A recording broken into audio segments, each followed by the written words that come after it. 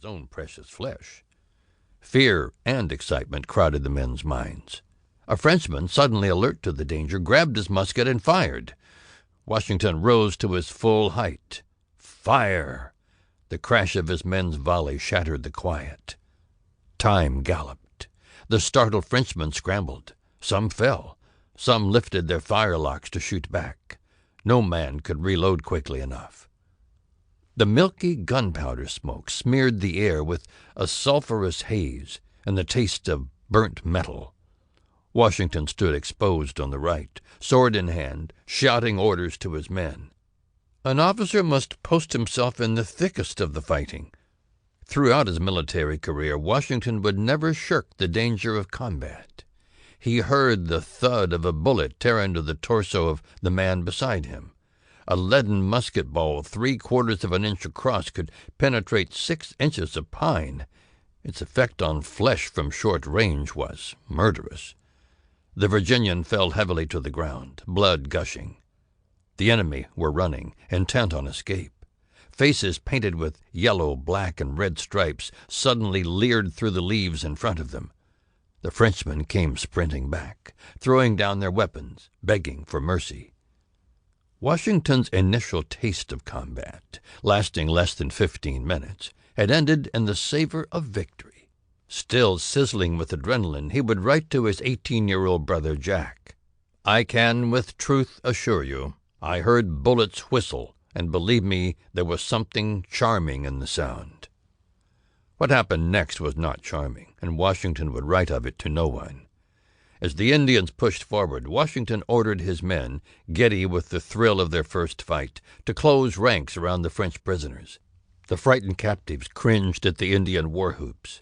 Their tan-wounded comrades sobbed as pain lit their flesh. In the confusion, Washington's interpreter was conveying the words of a man who said he was Ensign Joseph Coulon de Villiers, Sieur de Jumonville, the commander of this small battalion. The British officer, Jumonville insisted, had made a mistake.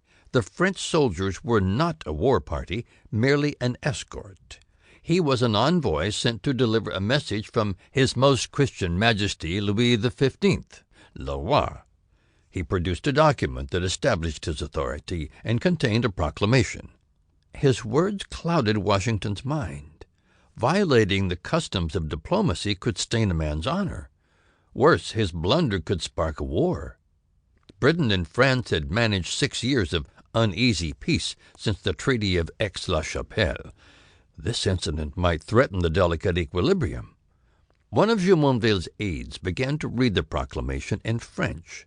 The decree claimed the Ohio region for France, based on the explorations of La Salle in the 1680s. Washington was chagrined by his own ignorance of French, the language of European culture and diplomacy. Tantor, the overseer of the interests of the Iroquois Federation in the region, knew French well and keenly understood the situation. Discord between his British allies and the encroaching French was what he wanted, was why he had brought the Virginians to this glen. He approached Jumonville and said in French, "You are not yet dead, my father." "Mon père." He jerked his tomahawk high and brought it down on Jumonville's skull. Another blow struck off the nobleman's cranium. The half-king returned his bloody weapon to his belt and plunged his hand into the pulp of Jumonville's head. He tore out the man's brain and mashed it between his palms. A minute earlier, Washington had been concerned about diplomatic protocol. Now he faced responsibility for the murder of a royal envoy. Savagery was staring him in the face. Tantor's braves leapt onto the wounded Frenchmen, slit their scalps, and peeled their hair away. They decapitated one of the enemy soldiers and raised his head on a pole. They danced, sang. Licks of blood splashed onto the green shoots of the springtime forest. Red is a startling color in a world of greens and browns. Before marching, Washington had hoped to outfit himself and his company with scarlet uniforms. To Indians, Washington wrote, the color red is compared to blood and is looked upon as the distinguishing marks